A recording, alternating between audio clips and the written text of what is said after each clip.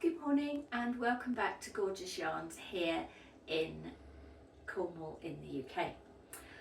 If you remember last time I created a dye bath with rhubarb root and dyed some Blueface Leicester from Cold Harbour Mill. Well, here it is and it's looking absolutely beautiful. It's the most beautiful sort of burnished bronze gold colour. I'm just finishing rinsing this one. I like to use wool wash.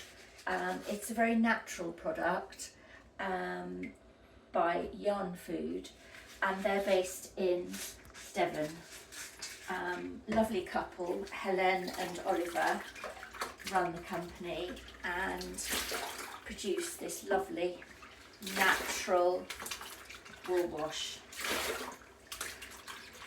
Once all the colour is finished running out of the yarn, I have a rail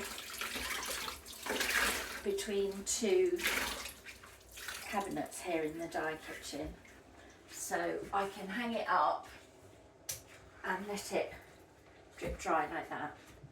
So I'm just going to put these in, ready to rinse. And if you have a look here, this is the last one in the dye bath, but the dye bath has still got a lot of colour left in it. So I'm going to use that to do what's called exhaust dyeing. The colour that I'll get will be slightly paler than this burnished bronze gold, but it will tone beautifully. So I've got some scoured, mordanted and soaked yarn, again the Blueface Leicester from Cold Harbour Mill, and I'm just going to gently lift it out and put it straight into the dye bath. Like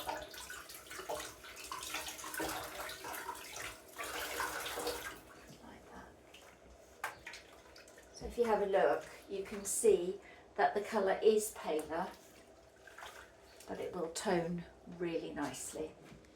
So again, I'm using the dye, heating it to about 80 degrees for an hour, and I'll show you that next time. If you remember the dye stuff that I used, rhubarb root, I said you could freeze it and keep it for another time. So what you've got is this dye bath, which is an exhaust, and then the dye stuff, which has been used once, but that will give colour too.